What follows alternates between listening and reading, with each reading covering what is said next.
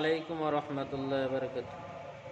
যারা মিলাদুন নবী নিয়ে আজে বাজে কথা বলেন, আমি তাদের উদ্দেশ্যে কিছু কথা বলতে চাই।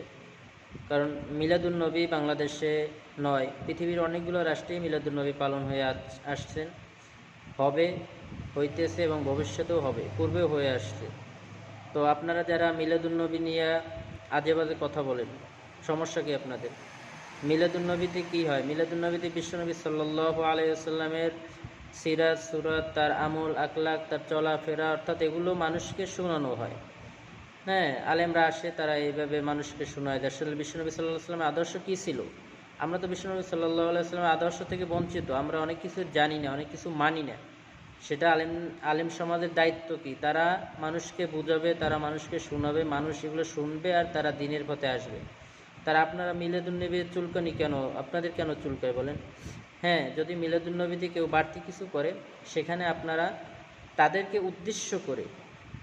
উদ্দেশ্য করে আপনারা বলতে পারেন যে সে এই কার্যকলাপটা খারাপ করতেছে বা মিলাদুন্নবীতে বেদাত করতেছে, সেরা করতেছে, সেটা শুধু তাদেরকে উদ্দেশ্য করেই বলতে পারেন। ঢালাওভাবে যারা বলেন যে মিলাদুন্নবী জায়েজ নেই, তা আপনি হয়তো ইসলাম সম্পর্কেই কিছু জানেন না, আপনি ইসলাম মানেন না, বিধায়ী আপনি হয়তো বা কোনো অনইসলামিক কোনো কার্যকলাপ বাংলাদেশে নয়, পৃথিবীতে চালু করতে চান, আপনার উদ্দেশ্য ভালো নয়। আমি অনুরোধ করব যে আপনারা এভাবে মিলাদুন্নবী নিয়ে অকথ্য ভাষায় কথাবার্তা বলে, বাজে কথা বলে দেশের মানুষকে বিভ্রান্তি করবেন না। মিলাদুন্নবী দেশে হয়ে আসছে, এখন হইতেছে, ভবিষ্যতেও হবে ইনশাআল্লাহ।